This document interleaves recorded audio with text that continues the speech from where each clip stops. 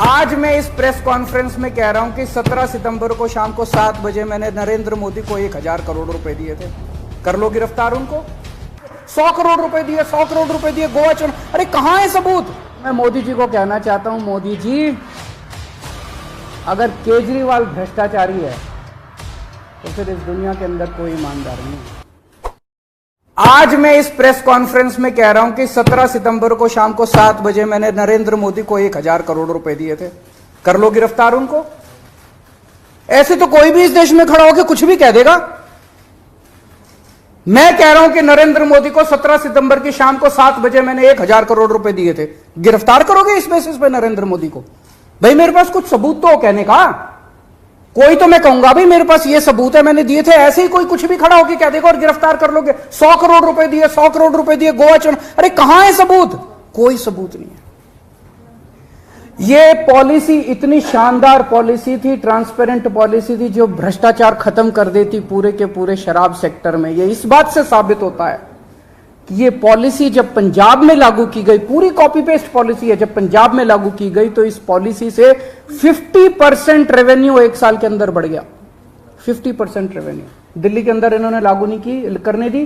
पंजाब के अंदर इनकी चली नहीं, क्योंकि पंजाब एक फुल स्टेट है। तो मैं मोदी जी को कहना चाहता हूं, मोदी जी अगर केजरीवाल भ्रष्टाचारी है तो फिर इस दुनिया के अंदर कोई ईमानदार नहीं है। मुद्दा भ्रष्टाचार है ही नहीं, मुद्दा भ्रष्टाचार की जांच है ही नहीं, मुद्दा शराब घोटाला है ही नहीं। ऐसा शख्स देश का प्रधानमंत्री जो सर से लेकर पैर तक भ्रष्टाचार के अंदर डूबा हुआ है, उसके लिए भ्रष्टाचार मुद्दा कैसे हो सकता है? पिछले मार्च के आखिरी हफ्ते के अंदर मैंने इतने सारे असेंबली के अंदर इतने सारे गिनाए थे भ्रष्टाचार जो इन्होंने किए हैं। इतने भ्रष्टाचार गिनाए थे इन्होंने। तो मेरे को तभी कह दिया था उस दिन, जिस दिन असेंबली में मैंने स्पीच दी थी, शाम को संजय सिंह का मैसेज आया कि अरविंद जी अब अगला नंबर आपका है। कल सत्यपाल मलिक जी ने एक इंटरव्यू दिया, मैं वो सुन रहा था। सत्यपाल मलिक जी ने कहा मोदी जी को भ्रष्टाचार से कोई परहेज नहीं है। ये मैं तो नहीं कह रहा हूं, ये तो उनके अपने गवर्नर कह रहे हैं। सत्यपाल मलिक जी कौन है? सत्यपाल मलिक जी मोदी जी के बहुत खास लोगों में गिने जाते थे। उन्हें पहले उन्होंने जम्मू कश्मीर का गवर्नर बनाया, फिर उन्हें गोवा का गवर्नर बनाया, फिर उन्हें मेघालय का गवर्नर बनाया। उन्होंने कहा कि मेरे जो इंटरेक्शन हुए मोदी जी के साथ, उसमें पता चला है कि मोदी जी को भ्रष्टाचार से किसी तरह का परहेज नहीं है। उसी इंटरव्यू में उन्होंने कहा कि इन लोगों के कुछ मुख्यमंत्री हैं जो भ्रष्टाचार करते हैं, खूब पैसे इकट्ठे करते हैं, लेकिन वो सारा पैसा मुख्यमंत्री अपने पास नहीं रखते। वो पैसा ऊपर भेजते हैं और वहां से वो पैसा उनकी दोस्त की कंपनियों के अंदर इन्वेस्ट होता है। मैंने भी तो इसी तरह का कुछ कहा था अपने उसमें। तो चलो मेरी बात तो नहीं मानी, अब तो गवर्नर इनके अपने गवर्नर कह रहे हैं। तो ऐसा व्यक्ति जो इतना भ्रष्टाचार कर रहा है, उसके लिए भ्रष्टाचार मुद्दा हो ही नहीं सकता। उनके लिए भ्रष्टाचार मुद्दा थोड़ी है। तो फिर ये आम आदमी पार्टी के पीछे क्यों पड़े हैं? 75 साल के भारत के इतिहास में किसी एक पार्टी को इतनी बुरी तरह से टारगेट नहीं किया गया जिस तरह से आम आदमी पार्टी को ये लोग टारगेट कर रहे हैं। नंबर 2 को गिरफ्तार कर लिया, नंबर 3 को गिरफ्तार कर लिया, और उनको गिरफ्तार करने का तो मकसद इनका यही था कि मेरी गर्दन तक पहुंचना। तो अब ये मेरे पीछे पड़े हैं, मुझ तक पहुंचने की कोशिश कर रहे हैं। किसी पार्टी को इस तरह से नहीं टारगेट किया गया जिस तरह से आम आदमी पार्टी को टारगेट किया गया। उसका एक कारण है।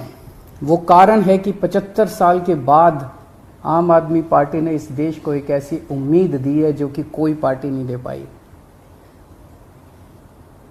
गुजरात के अंदर 30 साल से बीजेपी की सरकार है, उसमें 12 साल प्रधानमंत्री मोदी जी खुद वहां पे मुख्यमंत्री रहे।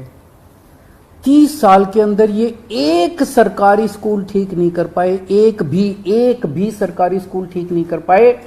जब मोदी जी को फोटो खिंचवाने के लिए सरकारी स्कूल में जाना था तो एक टेम्पोरेरी क्लास, एक टेंट के अंदर टेम्पोरेरी क्लास बनानी पड़ी इनको फोटो खिंचवाने के लिए। फोटो खिंचवाने लायक सरकारी स्कूल भी नहीं बना पाए। और 5 साल के अंदर दिल्ली के हमने सारे सरकारी स्कूलों का कायाकल्प कर दिया। 5 साल के अंदर हमने सारे सरकारी स्कूल ठीक कर दिए। इस देश के लोगों को आम आदमी पार्टी ने एक उम्मीद दी है कि केवल आम आदमी पार्टी उनकी गरीबी दूर कर सकती है, उनको शिक्षित कर सकती है, उनके बच्चों को रोजगार दे सकती है। आम आदमी पार्टी ने इस देश के लोगों को उम्मीद दी है। प्रधानमंत्री जी उस उम्मीद को कुचलना चाहते हैं। प्रधानमंत्री जी नहीं चाहते कि वो उम्मीद आगे बढ़े, क्योंकि अभी तक इन सारी पार्टियों को की मिलके जो लूट चल रही थी, अगर इनको स्कूल बनवाने पड़ गए, इनको अस्पताल बनवाने पड़ गए, तो उनको लूटने के लिए पैसे नहीं बचेगा। तो कल इन्होंने मेरे को बुलाया है, मैं जाऊंगा कल सीबीआई में, और मैं फिर से अंत में यही कहना चाहता हूं कि प्रधानमंत्री जी, अगर केजरीवाल चोर है, केजरीवाल भ्रष्टाचारी है, तो इस दुनिया में कोई ईमानदार नहीं है। सर, क्या आपको आशंका है कि कल जब आप पूछताछ में जाएंगे तो गिरफ्तारी हो सकती है आपकी? संडे का दिन है, जैसे मनीष जी को अरेस्ट किया था।